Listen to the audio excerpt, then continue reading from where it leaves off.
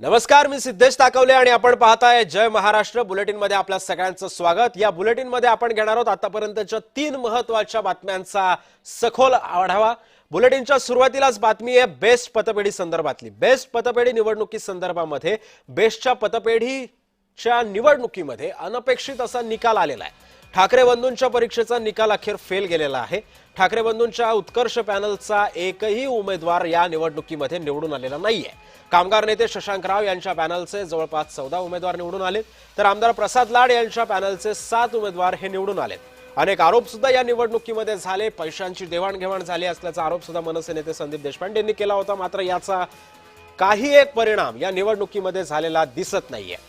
पुढची बातमी आहे ती म्हणजे मुंबईतल्या मोनोरेल संदर्भातली। मुंबईतील मोनोरेल तांत्रिक बिघाडामुळे भक्ती पार्क आणि मैसूर कॉलनी दरम्यान मध्येच अडकलेली होती। 1.5 तासांपासून अधिक वेळ मोनोरेल्वेमध्ये प्रवासी हे अडकून पडलेले होते। मोनोरेल्वेमध्ये सध्या सुमारे 582 प्रवासी हे प्रवास करत होते। 2 तासांनंतर या प्रवाशांची सुटका करण्यात आली, त्यांना बाहेर काढण्यात आलेलं होतं। या संदर्भामधले सुद्धा आपण अपडेट्स घेणार आहोत। तिसरी बातमी आहे मुंबई पाठोपाठ सुद्धा आता पुण्यामध्ये पावसानं हाहाकार माजवलाय। या मुसळधार पावसामुळे सध्या पुण्यातील एकता नगर परिसरामध्ये पाणी साचलंय, त्यामुळे नागरिकांचं सध्या रेस्क्यू ऑपरेशन या ठिकाणी सुरू आहे। या आताच्या घडीच्या या 3 महत्त्वाच्या बातम्या आहेत, याचं आपण आता सखोल विश्लेषण करणार आहोत। त्यातली पहिली बातमी होती बेस्ट निवडणुकी संदर्भामधली, ज्याच्यामध्ये ठाकरे बंधूंना अपयश आलेलं आहे। दुसरी बातमी आहे मोनोरेल संदर्भातली। मोनोरेल संदर्भामध्ये सुद्धा ही रेल्वे का बंद पडली याचं सुद्धा आपण एक अभ्यासात्मक एक सखोल विश्लेषण आपण अभ्यासकांद्वारे करणार आहोत। तिसरी बातमी आहे पुण्यातल्या पावसासंदर्भातली। पुण्यामध्ये सुद्धा मुसळधार पाऊस पडतोय। एकतानगर भागामध्ये सध्या पाणी साचलेलं आहे।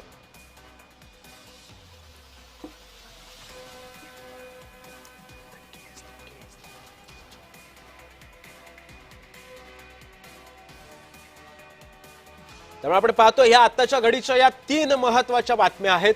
या 3 बातम्यांचं आपण आज सखोल विश्लेषण करणार आहोत। पहिली म्हणजे बेस्टची निवडणूक असेल, दुसरी बातमी असेल ती म्हणजे मोनोरेल संदर्भातली, आणि तिसरी जी आहे ती मुंबई पाठोपाठ आता पुण्यामध्ये सुद्धा पावसानं हाहाकार माजवलेला आहे। पुण्यामध्ये सुद्धा आता पूरसदृश्य परिस्थिती निर्माण झालेली आहे।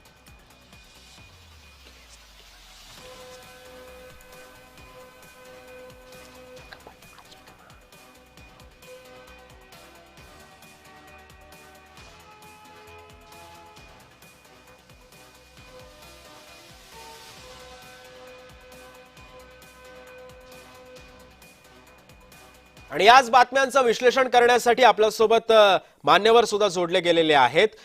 भाजपचे प्रवक्ते अजित चव्हाण आपल्यासोबत जोडले गेलेले आहेत या कार्यक्रमामध्ये। सोबतच या सगळ्या मोनोरेल संदर्भातलं विश्लेषण करण्यासाठी अभ्यासक सुभाष गुप्ता सुद्धा आपल्यासोबत जोडले गेलेले आहेत। पुण्यासंदर्भातल्या बातमीचे अपडेट्स देण्यासाठी रोहन कदम सुद्धा थोड्याच वेळात आपल्यासोबत जोडला जाईल। मी सर्वप्रथम पहिल्या बातमीनं आपण ओपन करतोय ते म्हणजे असं की बेस्टच्या या पतपेढीच्या निवडणुकीमध्ये अनपेक्षित असा निकाल आलेला आहे। ठाकरे बंधूंच्या परीक्षेचा निकाल अखेर फेल गेलेला आहे। ठाकरे बंधूंच्या उत्कर्ष पॅनलला एकही उमेदवार त्यांचा निवडून आलेला नाहीये। कामगार नेते शशांक राव यांच्या पॅनलनं आघाडी मारली, 14 उमेदवार त्यांनी निवडून आणले, तर आमदार प्रसाद लाड यांच्या पॅनलचे 7 उमेदवार हे निवडून आलेले आहेत। अनेक आरोप सुद्धा या निवडणुकांमध्ये झाले, मात्र याचा काही एक परिणाम या निवडणुकीमध्ये झालेला दिसत नाहीये। तर या संदर्भामध्ये बोलण्यासाठी मी भाजपचे प्रवक्ते अजित चव्हाणांकडे येणार आहे। अजितजी, स्वागत आहे तुमचं जय महाराष्ट्रमध्ये। तुम्हाला काय वाटतं या निवडणुकीमध्ये नेमके ठाकरे कुठे चुकले? ताकोले साहेब, परवाला आपल्याकडे चर्चा झाली। त्या चर्चेमध्ये मी सांगितलं होतं की ही बेस्टच्या कर्मचाऱ्यांच्या पतपेढीची निवडणूक आहे, ही सहकारामधली निवडणूक आहे। बरं, आमच्या कुठल्याही नेत्याने नाही। आपण बघा, माननीय मुख्यमंत्री महोदयांनी तर याच्या संदर्भामध्ये शुभेच्छाच दिल्या, फक्त त्यांनी इतर कुठलेही म्हणजे पक्षाचे लोक तिथं लढतायत पक्ष म्हणून आम्ही याला कुठेही प्रेझेंट केलं नव्हतं। माननीय आशिष शेलार साहेबांची त्या दिवशीची प्रतिक्रिया आपण जर ऐकली ती आपण पाहू शकता। आमचे नेते आणि सहकारामधले महाराष्ट्र राज्यामधले जाणतं नेतृत्व म्हणजे प्रवीण भाऊ दरेकर, प्रसाद भाऊ लाड, हे सगळे एका पॅनलच्या माध्यमातून या निवडणुकीमध्ये होते। परंतु माध्यमांनी आणि काही मंडळींनी, आता काही मंडळी म्हणजे महाराष्ट्र नवनिर्माण सेनेच्या आणि शिवसेनेच्या मंडळींनी ठाकरे ब्रँड केलं आणि ते सपशेल तोंडावरती आपण। मला असं वाटतं की समज एखाद्या गोष्टीची नसली की काय होतं, त्याचं हे उत्तम उदाहरण आहे. ही जी पतपेढी आहे हा, तिथे 98% मराठी माणसं आहेत साहेब. हा, आणि आपण जर बघितलं तर कुठल्याही गोष्टीचा परिणाम जो आहे तो एखादा मतदाराचा संदेश देणं जे असतं त्यातनं मतदार देत असतात. मुंबईमध्ये मराठी मराठी करत कसं मराठी लोक असलेल्या संस्था संपवायच्या याचं विदारक उदाहरण म्हणजे आपली बेस्ट आहे. हा, इतकी वर्ष सातत्यानं इथल्या युनियन्स, इथल्या पतपेढ्या, इथल्या संस्था, तिथल्या कामगारांच्या संस्था या उद्धव ठाकरे आणि त्यांच्या कंपूच्या ताब्यात होत्या. परंतु त्यांनी निवडणुकीच्या पुरतं या लोकांना वापरून घ्यायचं, तिथली सत्ता मिळवायची आणि त्या सत्तेच्या माध्यमातनं तिथनं पैसा कमवायचा आणि तिथल्या लोकांना राबवून घ्यायचं, हे धोरण त्यांनी सातत्यानं सुरू ठेवलं. आणि मला असं वाटतं की मी अनेक आता काल परवा सुद्धा ज्यांना घेऊन आरोप झाले ते सगळे नेते 20-22 वर्ष महाराष्ट्राच्या सार्वजनिक जीवनामध्ये माझ्या संपर्कामध्ये, लोकांना हे आवडलं नाही. मी अभिनंदन करतो शशांक राव यांचं, प्रसाद लाड साहेबांचं, की ज्यांना कौल या लोकांनी दिला, बेस्टच्या कामगारांनी दिला.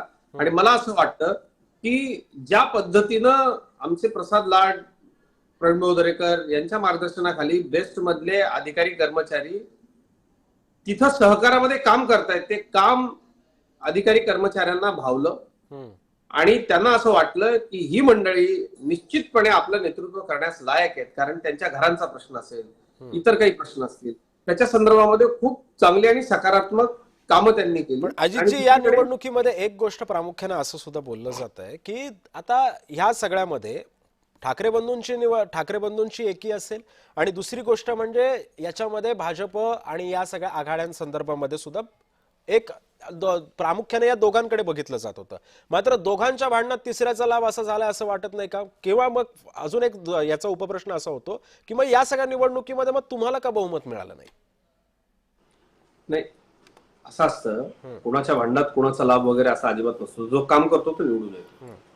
आणि कुठलाही ब्रँड म्हणजे मला असं वाटतं की मुंबई महानगरपालिकेची लिटमस टेस्ट म्हणून या निवडणुकीकडे पाहिलं जात होतं, किंवा या मंडळींना असं वाटलं की 2 ठाकरे एकत्र जर आले तर आपण सहजपणे या निवडणुका जिंकू शकतो. ज्या राणा भीमदेवी थाटामध्ये गर्जना केल्या जात होत्या शिवसेना मनसेकडनं, उद्धव ठाकरे गटाकडनं, ते सपशेल तोंडावरती आपटले. आणि लोकांना काम कोण करतंय हे अगदी कळत असतं. मतदारांना, विशेषतः मुंबईमधल्या मराठी मतदारांना गृहीत धरू नये हाच संदेश या निवडणुकीच्या निकालातनं दिला. आणि मी दुसरीकडे आणखी एक सांगतो की जो सातत्यानं लोकांमध्ये काम करतो तो निवडून येत असतो. तसे आपण जर म्हटलं तर आमचे नेते जे इथं सहकारामध्ये लढत होते ते तुलनेनं नवीन होते, परंतु त्यांनी आपल्या कामाच्या माध्यमातनं या ज्या 7 जागा मिळवल्या आहेत, हा फार मोठा विजय आहे असं मला वाटतं. शशांक राव यांचं देखील मी अभिनंदन करतो, कारण त्यांचं काम सातत्यानं बेस्टच्या कर्मचाऱ्यांच्या करता आहे. जे आहे ते आहे. जो काम करतो त्याला लोक कौल देतात. म्हणजे बघा, इतक्या मोठ्या प्रमाणावरती माध्यमांमध्ये हाईप करण्यात आली होती, परंतु अखेर या सगळ्याचा परिपाक काय झाला ते आपण सरळ समोर बघितलं. मुंबई महानगरपालिकेमध्ये सुद्धा मतदार या सगळ्याचा विचार करतील, कारण भारतीय जनता पक्षाच्या माध्यमातनं, महायुती सरकारच्या माध्यमातनं, शिवसेनेच्या माध्यमातनं मुंबईमध्ये आमची सत्ता आल्यापासून जी विकास कामं ठळकपणे दिसत आहेत आणि त्याचा मुंबईकरांच्या दैनंदिन जीवनामध्ये फार मोठा फरक पडलाय. पूर्वी आपल्याला दक्षिण मुंबईतनं वांद्र्याला जायचं तर अंगावरती काटा उभा राहायचा.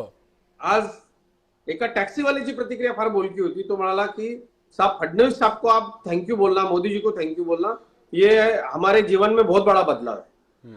ही सामान्य माणसाची प्रतिक्रिया आहे, सामान्य जनाची प्रतिक्रिया आहे. हे काम करत राहिलं पाहिजे. आणि दुसरं सगळ्यात महत्वाचं की खरंच यांना सहकार कळत नाही हे यातनं स्पष्ट झालेलं आहे. सहकाराची निवडणूक ही सहकारातली निवडणूक होती. त्या निवडणुकीला राज्यस्तरीय तापवलं गेलं, त्याचं चित्र निर्माण केलं गेलं आणि प्रचंड तोंडावरती आपटलेत. हा ऐतिहासिक पराभव आहे. आणि मला असं वाटतं की यापुढं कुणालाही गृहीत धरून जर कोणी राजकारण करत असेल तर ते गृहीत धरून केलेलं राजकारण मुंबईतल्या 98% जिथं मराठी लोक आहेत त्या मतदारांनी नाकारलेलं आहे. त्यामुळं नुसत्याच तुम्ही जर वल्गना करत राहिलात आणि मराठी करत राहिलात आणि हे या कामगारांचं दुःख आहे, हे लक्षात घ्या. गिरणी कामगारांचा संप कुणी मोडला हे संबंध महाराष्ट्राला माहिती आहे. बर, त्याच्यात सर्वाधिक मराठी लोकांचं नुकसान झालं. तिथपासून जे बोलणार त्याच्या विरोधात करणार लोकांनी विश्वासानं 40-40 वर्ष खरं आहे ज्या अजितजी. ठिकाणी त्यामुळे आता या सगळ्या पार्श्वभूमीवरती आता आगामी महानगरपालिकांच्या निवडणुकांमध्ये ही युती होते का, आणि जर झालीच तर ही कितपत टिकते हे सुद्धा पाहणं महत्वाचं ठरणार आहे. आपण पुढच्या बातमीचे अपडेट्स घेऊयात. मुंबईतील मोनो रेल आता सध्या तांत्रिक बिघाडामुळे काल बंद पडली. भक्ती पार्क ते म्हैसूर कॉलनी दरम्यान ही मध्येच ट्रेन जी होती ती अडकलेली होती. 1.5 तासांपासून अधिक वेळ मोनोरेलमध्ये प्रवासी अडकून पडले होते. मोनोरेलमध्ये प्रवासी हे जवळपास 582 प्रवासी करत होते. सोबतच 2 तासांनंतर प्रवाशांना सुखरूप बाहेर काढण्यात आलं. या संदर्भामध्ये बोलण्यासाठी अभ्यासक सुभाष गुप्ताजी आपल्यासोबत जोडले गेले. सुभाष सर, तुमचं स्वागत आहे जय महाराष्ट्रमध्ये. जवळपास 582 प्रवासी या मोनोरेलमधून प्रवास करत होते. आतापर्यंत ही घटना कधीच घडली नव्हती अशा पद्धतीची, मात्र अशी घटना घडते. याला नेमकी कारणं काय आहेत हे आपल्याला बघायचंच आहे. मात्र तत्पूर्वी अजित पवारांनी काही वेळापूर्वी एक प्रतिक्रिया दिली होती. आपण ती प्रतिक्रिया जरा जाणून घेऊया. आता ती मोनोरेल हे बंद पडल्यानंतर कारण काय झालं ते पण त्याच्या टेक्निकल लोकांनी सांगितलं की त्याच्या कॅपॅसिटीपेक्षा काही टन लोक जास्त बसलेली होती आणि त्याच्यातून तिथं आतमध्ये ते थोडेसे गुदमरण्यासारखी परिस्थिती निर्माण झालेली होती. जी अजित पवार असं म्हणतात की आसन क्षमतेपेक्षा जास्त माणसं या रेलमध्ये भरली गेली. जसं लिफ्टमध्ये जरी आपण एखाद्या इमारतीच्या लिफ्टमध्ये जर जायचं झालं तर तिथे सुद्धा एक विशिष्ट वजनापर्यंत त्या लिफ्टचं जी लिमिट असते ती ठरवून देण्यात आलेली असते. या प्रकारे सुद्धा आता या मोनोरेलमध्ये सुद्धा अशाच पद्धतीच्या लिमिट्स दिल्या गेल्या होत्या, मात्र याचं पालन करण्यात आलं नाही. काय अधिकचं आपण या संदर्भामध्ये विश्लेषण करू शकता? एक दुर्भाग्यपूर्ण घटना आहे. खरं म्हणजे मोनोरेलच्या प्रवाशांच्या जीवाची खेळणारी घटना आहे. आणि जेव्हा मंत्री महोदय म्हणतात की अप्पर कॅपॅसिटी पर्यंत लोकांनी तिथे बसलं, पण हे कसं बसले? आसमानातून आले नाही ना, कुठेतरी कुठल्या प्लॅटफॉर्मवरून ते बसले ना. तेव्हा तिकडचा जो स्टाफ होता तो का झोपला होता का? त्यांना माहित नव्हता की लोक जास्त बसतायत, त्यांना थांबवलं का नाही? आणि तिकीट कशाला तुम्ही विकलं? तुमची कॅपॅसिटी कमी आहे तर तिकीट का विकलं तुम्ही? आणि कसं लोकांना थांबवता आला नाही, हे मोठी लापरवाही आहे. खरं म्हणजे मोनोरेलच्या प्रवाशांची जीवाची खेळणारा हा प्रकार आहे. हे कुठेतरी थांबला पाहिजे, त्याला सिरियसली घेतलं पाहिजे. हे सर्वांना माहित होत आहे की मुंबई ठप झालेली आहे. असं असताना हे प्रेशर मोनोरेल आणि मेट्रो ह्यावर येणार आहे. असं असताना जे आपली संस्था जे आहेत जे ते काम करतात त्यांनी ते बघितलं पाहिजे ना. ते कर्मचारी कुठे होते, ते अधिकारी कुठे होते, ते झोपले होते का? ते त्यांची लापरवाही, मोठी लापरवाही, त्यावर सर्वात मोठा कारवाई झाली पाहिजे आणि पुढे अशी घटना होऊ नये आणि मोनोरेलच्या प्रवाशांची जीवाची खेळू नये यासाठी प्रवाशांनी प्रशासनाने गंभीरतेने विचार केला पाहिजे असं मला वाटते. मात्र सुभाषजी, जर आपण या मुद्द्याकडे जर एक गांभीर्यरित्या जर बघायचं झालं, अक्षरशः ही घटना खरंच गंभीररित्या घडलेली आहे. परंतु जर आपण बघितलं तर यामध्ये कुठेतरी रेल्वे प्रशासनाचं सुद्धा कुठेतरी, महानगरपालिकाचा सुद्धा कुठेतरी यामध्ये हलगर्जीपणा झाल्याचं दिसतंय. जर आपल्याला माहिती होतं की जर पावसामुळे जर या सगळ्या गोष्टी जर घडू शकतात, याच्या आधी सुद्धा मेट्रो बंद पडलेले आहेत, याच्या आधी सुद्धा लोकल सेवा ठप्प झालेल्या आहेत, तर मग याच दृष्टीनं सर काळजीच्या पोटी एक खबरदारीचा उपाय घेणं गरजेचं वाटत नव्हतं का महानगरपालिकेला? नक्कीच आहे. मी माझ्या बोलणं तेच आहे की सर्वांना माहिती आहे मुंबई ठप झालेली आहे.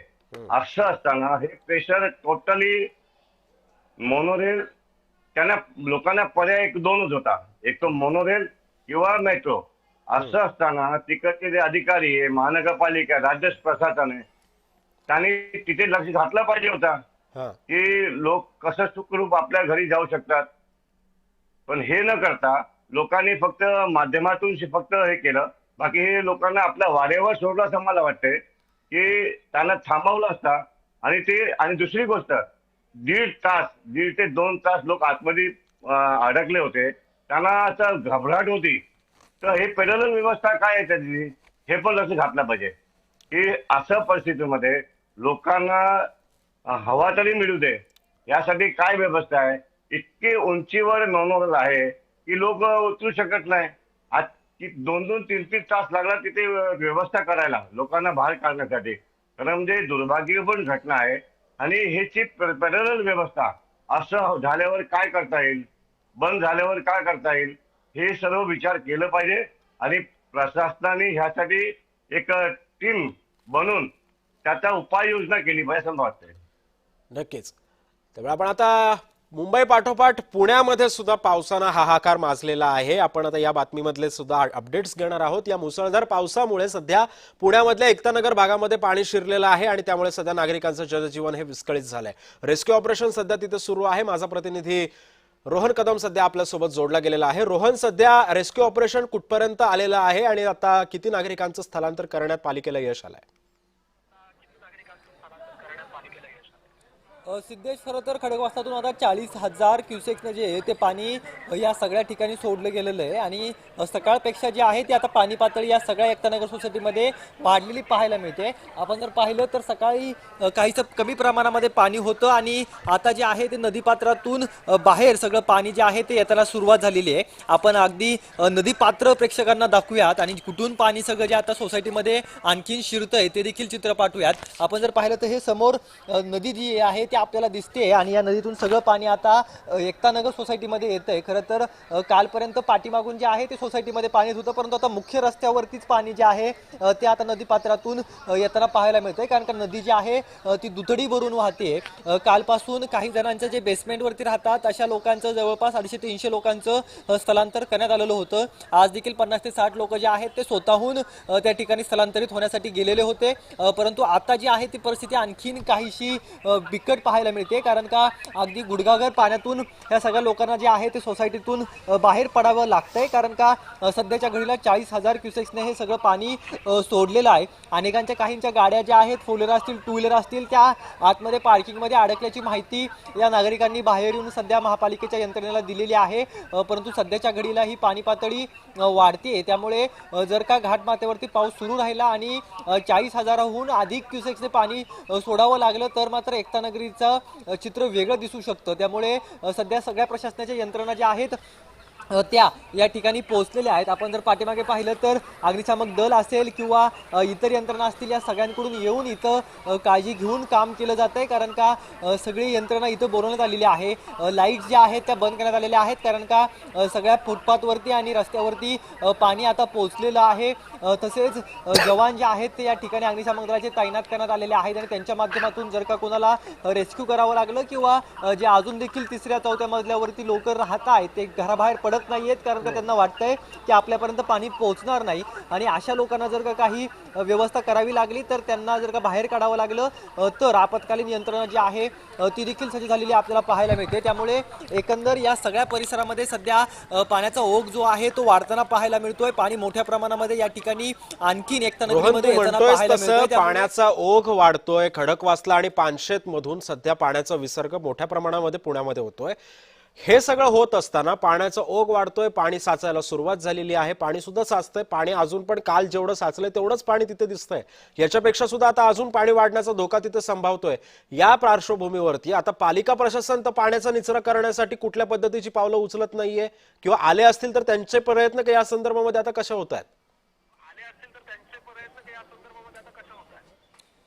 खरं तर या सगळ्याची माहिती जी आहे ती आपण मागच्या वर्षी देखील घेतलेली होती. कारण का यापूर्वी देखील इतक्याच क्युसेक्सने पाणी जे आहे ते सोडलं जात होतं, परंतु तेव्हा ही परिस्थिती उद्भवत नव्हती. इकडे पाणी येत नव्हतं. याचं मुख्य कारण आपल्याला इथे पाहायला मिळतं. आपण जर पाहिलं तर हे नदीचं पात्र आहे. आपण थोडंसं, मी कॅमेरामॅनला विनंती करतो की थोडंसं पुढे येऊन जर आपण दाखवलं तर प्रेक्षकांना कळेल की हे नदीचं पात्र आहे. थोड्या काही मीटर अंतरावरती इकडे नदी आहे आणि याच नदीच्या कडेला एक सीमाभिंत जी आहे ती काही फुटांची बांधलेली होती.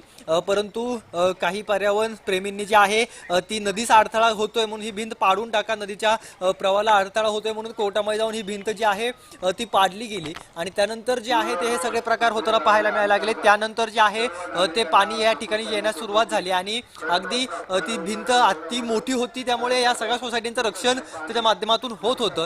अजून देखील हीच मागणी आहे या पेक्षा नगरातल्या सोसायटीचं, जोपर्यंत संरक्षण भिंत जी आहे ती या ठिकाणी बांधली जात नाही, संरक्षण भिंत जोवर बांधली जात नाही तोपर्यंत अशाच पद्धतीने दरवर्षी आम्हाला पुराचा सामना करावा लागू शकतो. कारण का मागच्या वर्षी जे आहे ते मोठ्या प्रमाणामध्ये पाणी जे आहे ते या सगळ्या सोसायटीमध्ये होतं. अगदी पहिल्या मजल्यापर्यंत लोकांच्या पाणी पोहोचलं होतं. म्हणजे आपण जर ही सोसायटी जर पाहिली तर ही राज अपार्टमेंट आहे आणि अगदी मागच्या वर्षी ह्या सोसायटीच्या पहिल्या मजल्यापर्यंत पाणी जे आहे ते पोहोचलेलं होतं आणि अगदी बाहेरपर्यंत रस्त्यापर्यंत मागच्या वेळेस आपण प्रेक्षकांना दाखवलं होतं की एकतानगर सोसायटीमध्ये पाणी आलेलं होतं. परंतु आत्ता 30-40 हजार क्युसेकला अशी परिस्थिती नाही आहे. परंतु जर का काही तासांमध्ये पावसाचा ओघ वाढला आणि जर का खडकवासला धरण क्षेत्रातून आणखीन पाण्याचा विसर्ग जर का करावा लागला तर मात्र परिस्थिती आणखी वेगळी दिसू शकते. त्यामुळे यंत्रणेला जे आहे ते या सगळ्या ठिकाणी जे आहे ते मोठ्या प्रमाणामध्ये काम करावं लागतं. आपण जर पाहिलं तर आता हे सगळे नागरिक जे आहेत ते बाहेर येताना पाहायला मिळतात. अगदी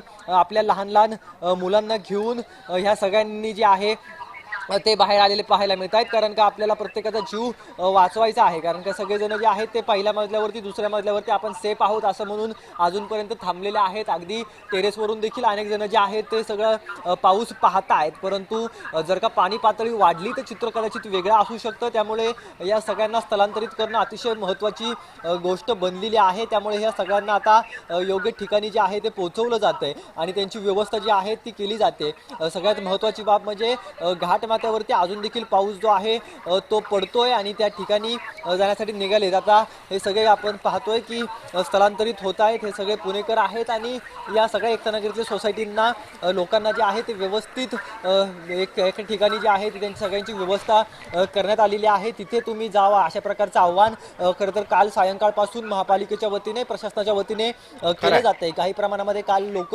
स्वतःहून निघून गेली. कारण का रात्रीतून जर पाऊस पडला आणि मोठ्या प्रमाणामध्ये विसर्ग केला गेला तर आपल्याला फटका बसू शकतो. अगदी थोडक्यात मला फक्त एवढंच तुझ्याकडून जाणून घ्यायचंय की आता या ठिकाणी आता पाणी कुठपर्यंत लागलेलं आहे आणि आता जिथे तू आहेस त्या इमारतीमधल्या त्या सर्व इमारतीमधल्या नागरिकांचं स्थलांतर व्यवस्थित झालंय का? खरं तर आता 40,000 क्युसेकने पाणी सोडल्यानंतर इथे आता म्हणजे इथं काहीच पाणी नव्हतं. अगदी 2 तासापूर्वी आपण ज्यावेळेस आलो तेव्हा इथं अजिबात काहीच पाणी नव्हतं. परंतु आता पाणी वाढलेलं पाहायला मिळतंय आणि अगदी आपण पाहतोय की ह्या सगळ्या सोसायटी ज्या आहेत त्या सोसायटींच्या बेसमेंटपर्यंत पाणी पोहोचलेलं आहे. ही सोसायटी अगदी बाहेरच्या साईडला आहे.